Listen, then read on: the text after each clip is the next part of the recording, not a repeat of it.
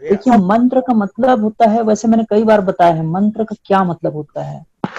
मंत्र का मतलब ऐसा नहीं है जैसे आप लोग समझ रहे हो। मंत्र का मतलब डिफरेंट बातें हैं। मन को तारना है ना, कि आपको पूरे चालीसा याद करनी है। फिर एक समय में शनिवार को आएगा शनि चालीसा, रविवार को आएगा तो रवि चालीसा, मंगल आएगा तो हनुमान चालीसा, फिर गुरुवार को गुरु देवी की चालीसा। ऐसा नहीं है। चालीसा बनाने वाले लोग उस मार्ग से आए थे। अब वो अपना रिकमेंड करते हैं अपने शिष्यों के लिए, ताकि वो आपको वहां तक लेकर जाए। कहाँ तक? कि जहां तक वो गए थे। पर वास्तव में ऐसा नहीं है जैसा हम समझते हैं। वास्तव में तो कुछ करना नहीं है। अब अगर आपको लगता है कि शिव चालीसा पढ़ रहे हैं शिव जी आएगा, शिव के मंत्र कर रहे हैं हम शिव जी आएगा, आएगा तो जाएगा भी ना। फिर जो आया सो जाएगा। कैसे? अब आप तो देखे हो, ज्यादा ज्यादा प्रसन्न हो जाए वो शक्ति। परमात्मा में उठे हुए तरंगे, बुलबुले, झाग और फेन। मैं एक एग्जांपल देता हूँ ना हर बार, तो उसकी एग्जांपल में समझो। सागर में उठी हुई तरंगे, कोई बड़ा है कोई छोटा है। तो अगर कोई तरंग, अगर हम तरंग बन जाते हैं तो मान लो, तरंग मतलब कोई देवता, दानव, मानव, यक्ष, किन्नर, गंधर्व, सब जीव जंतु, पशु पक्षी, ये तरंगे है परमात्मा में उठी हुई। अब आपने किसी एक का नाम जपना चालू कर दिया, मतलब सागर में आपने जैसे तरंग को तरंग तरंग तरंग तरंग बोलने लग गया, तो तरंग ही हो जाओगे ना। मुक्त हुए क्या? बोले कर्तापन से मुक्त हो गए। जो जिसको भजेगा उसी को तो प्राप्त होगा। तरंग मतलब लहरें है ना, तो लहरे लहरे लहरे जप्पा मार रहे हो आप, माला लेके रोज कर रहे हैं, लहरें को ही प्राप्त हो गए, सागर को तो प्राप्त नहीं हो गए। अगर सागर को प्राप्त होते तो जय और विजय कौन था, फिर रावण कौन बना था? कथा तो कहती है ना। जो जिस मार्ग से जैसा आप पूछोगे वैसे ही जवाब दूंगा। एक बात को समझिए, एक सन्यासी है, सन्यासी पर्वत के ऊपर खड़ा था, शांत भाव से खड़ा था। तो एक व्यक्ति बोला कि उनकी गाय है ना, वो साधु है, तो उनकी गाय कहीं खो गई है, उसको देख रहा है पर्वत से, पर्वत चोटी है, वहां से दिखता है जंगल पे। बोले, एक ने बोला नहीं, दूसरा उसका दोस्त था, बोले नहीं, वो सन्यासी ना गाय को नहीं खोज रहा है। गाय को खोजता तो थोड़ा लाठी लेके आगे पीछे घूमता। वो शायद कोई दोस्त उनके आने वाला है, कोई मित्र संत, उनको याद करके वो देख रहा है। तीसरा बोला नहीं, मैं इस बात पे सहमत नहीं हूँ। अगर अपने मित्र को कोई याद करके देख रहा है ना, तो आगे पीछे भी तो देखता। तो तीसरे ने बोला शायद वो भगवान को याद कर रहा है। तो बोले, तीनों में बहुत झगड़ा होने लगी, विचारों का मतभेद।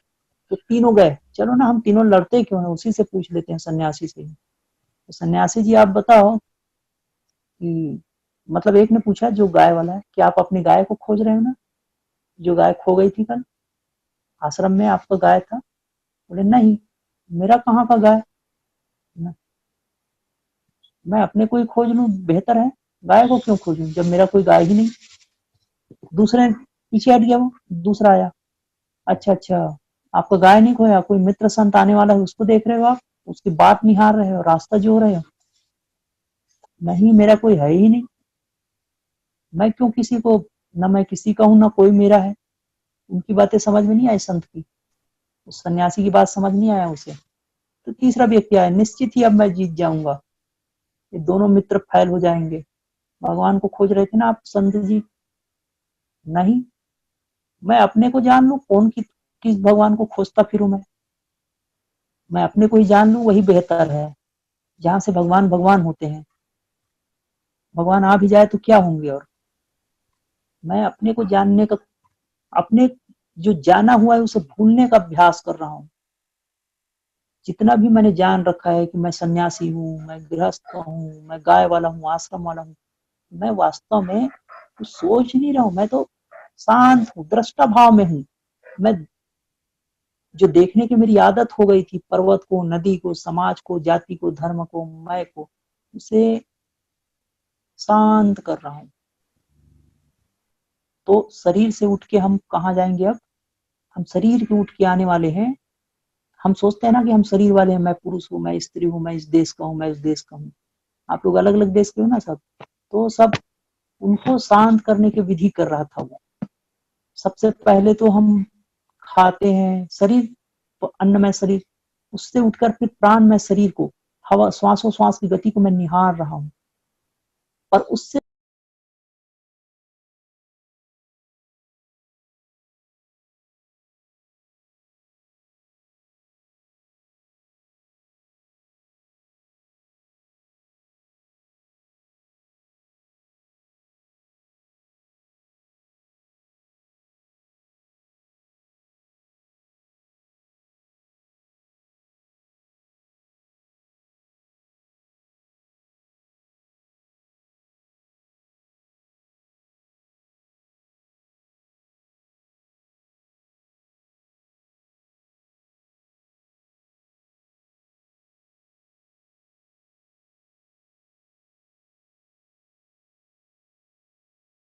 कि मैं कुछ पाने का देखने का आदत नहीं कर रहा हूँ, मैं वो कर रहा हूँ कि वास्तव में कर्तापन को छोड़ने का कर्म कर रहा हूँ।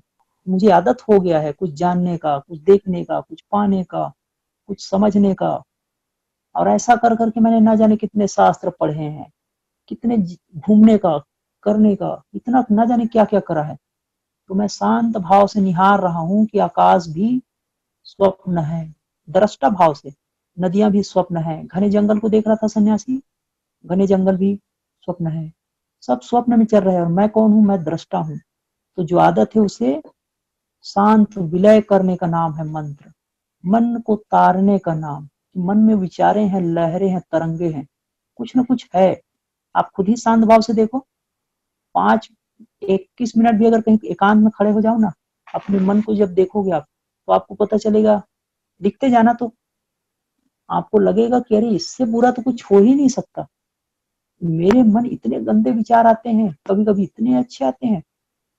और आप जब कोशिश करोगे ना, तो आपको खुद शर्म आएगी उन विचारों को दूसरों को बताने में। सभी की बात है, आप ही को नहीं कर रहा हूं, सभी की बात है। सब के सब सोया हुआ। तो जागने का नाम है योग। अलग अलग विधियां होती है, अभी मैं ज्ञान योग बता रहा हूँ। आपको ये भी समझना होगा ना कि हम कर क्या रहे हैं, हम आगे अभी करने वाले हैं जो क्रिया वो क्या करेगी। तो पहले हम अन्नमय कोष से उठेंगे, फिर प्राणमय कोष में जाएंगे। मैं अभी विधि सिखाऊंगा उस गुप्त क्रिया योग को, जिससे आपको प्राण को जय करना होगा। क्योंकि हम कहाँ विस्तार किए हैं, एक बिंदु से हमने विस्तार किया, कितनी रेखाएं निकल गई? अनंत रेखाएं। और अनंत रेखाओं में हम विस्तार कर गए। ये देवता, ये देवी, ये फिर बहुत ही पचड़े हैं, बहुत ही झमेला खड़ा किया है। कुछ लोगों ने शास्त्र पढ़ा, मैंने ये शास्त्र पढ़ा। और कई तो बोलते हैं कि हम तो ब्रह्म है, ब्रह्म है, ब्रह्म है। मंत्र जप कर रहा है ब्रह्म की। मंत्र जप करते करते इतने मंत्र जप कर रहा है कि ब्रह्म है, ब्रह्म है। जैसे सोहम करते हैं ना लोग, सोहम सोहम सोहम, कोई महामृत्युंजय। तो वास्तव में इतने सारे करने की, जहां कर करके अक्रिय होने का नाम है योग। बोले मैं भी ऐसा कराऊंगा, कुछ नाक का अंदा बोआऊंगा मैं भी, लेकिन फाइनली इसलिए हम कराने वाले हैं कि आप अक्रिय हो जाओगे। तो ये विधियां हैं योग की। तो निष्काम कर्म योग तो आप करना, लेकिन उसके अलावा योग विधि में हम पहले शरीर को जय किए, उसके बाद प्राण वायु को जीतना सीखेंगे। प्राण में ही तो मन है ना, फिर हम मनोमय कोष में जाएंगे, तो मन को जीतना सीखेंगे। बहुत ही विचार उठते हैं ना, जितना हमारा प्राण शांत होते जाएगा उतना हमारा मन शांत होते जाएगा, हम उससे जय करेंगे। तो उसके लिए ये विधियां हैं, योग विद्या। मंत्र बताना उद्देश्य नहीं है मेरा। अर्थ को ना समझा करो, भाव अर्थ को समझा करो, मन को तारने के लिए। अब आप कहते हो कि मैं ये वाला मंत्र करते हैं, फिर ये करते हो, फिर ये करते हो, तो कोई एक करो ना, इतना क्यों कर रहे हो? अब एक भी क्यों करोगे? उस एक जो करा जाता है वहां स्थिति लाओ ना, उसके बाद शांत हो जाओ। उसमें लय हो जाना चाहिए। आपके जो शब्द है ना, बताने वाला भी, आप भी, आप जपने के अभ्यास में हो ना, मंत्र मैं करती हूँ, करता हूँ, करते करते करते आपका ऐसा आदत हो गया।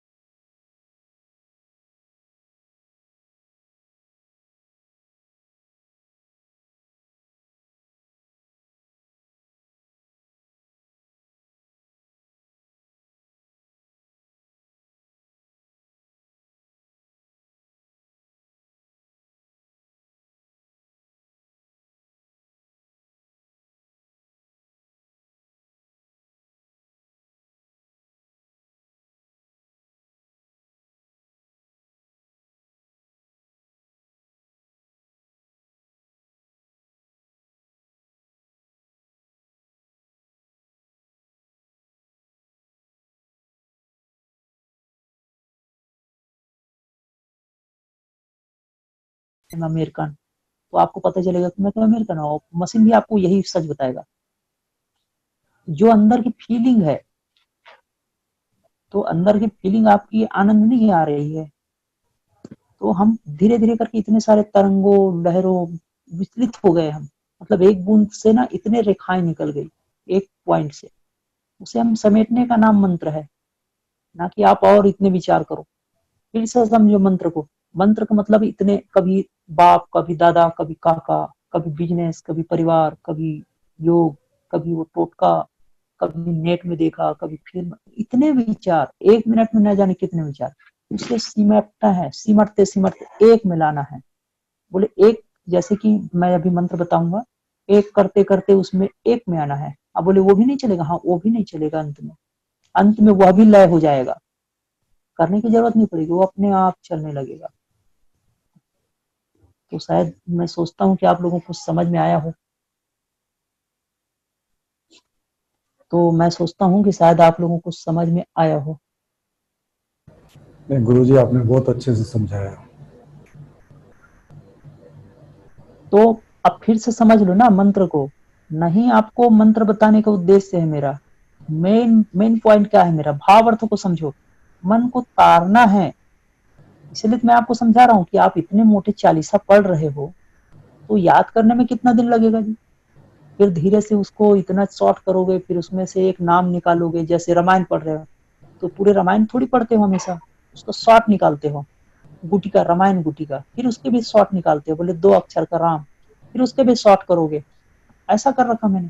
अब उसे हमने बीज, बीज यानी, जैसे बीज, बीज तो समझते हो, पेड़ का एक छोटा रूप जिसके अंदर संपूर्ण पेड़ समाहित है। उसे जब उगाओगे तो पेड़ बन जाएगा, उसे जब समेटोगे तो बीज बन जाएगा। इसलिए उसे बीज। संपूर्ण ब्रह्मांड की उत्पत्ति का कारण क्या, हम विस्तार कहाँ से हुए हैं, वापिस वहीं तो जाना होगा ना। तो अन्नमय कोष में हो तो पहले अन्नमय कोष को ठीक करो ना, नाभि स्थान को ठीक करो, नाभि स्थान को ठीक करो, वहीं से तो आपको वापस लेके जाऊंगा। यही तो विचारें उत्पन्न हो रही है, मिट रही है। हम श्वास ले रहे हैं, आ रही है, जा रही है, यहाँ तक जाना तो सीखो पहले, फिर वहां लय कर देना अपने मंत्रों को। तो इसीलिए तो इन सब बातों के लिए जरूरत पड़ती है ना, कोई बताने वाला गुरु की। जो टोटका बता रहे हो टोटके गुरु है, प्रणाम है, उस जगह उनकी काम आती होगी। जो योग बता रहे योग गुरु है, प्रणाम है उसको भी।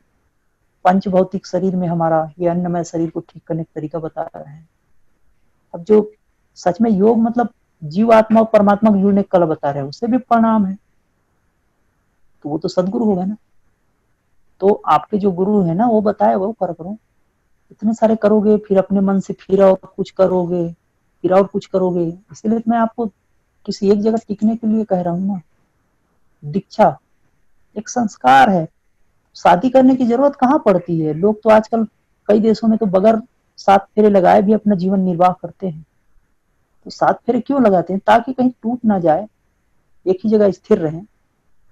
पत्नी को टूटती है तो पति को दुख होता होगा, पति छूटता है तो पत्नी को दुख होता होगा, तो एक जगह टिका रहे, गृहस्थ जीवन सुखमय रहे। कुछ मन को बांधने की एक कर्म कांड बना दिया। जरूरी कहाँ है अगर मन बंध जाए तो दीक्षा मतलब ये जरूरी कहाँ है, अगर सचमुच में हृदय से स्वीकार कर लिया जाए। शिष्य ने गुरु को स्वीकार कर लिया, और गुरु ने उपदेश दिया, उसे ग्रहण कर लिया, और गुरु भी समर्थ था। जरूरी कहाँ है ये सब। अभी आप जल लेके शपथ खाओगे, ये सब करोगे, जरूरी कहाँ। जरूरी इसलिए हो गया ना कि हमारा मन विचलित हो जाता है, कभी इस विचार में, कभी इस जगह पे, उस मंत्र को देखा, कभी ये टोटका करेंगे, कभी अगला वाला मंत्र अच्छा लगा। बताने की कला थी उसकी।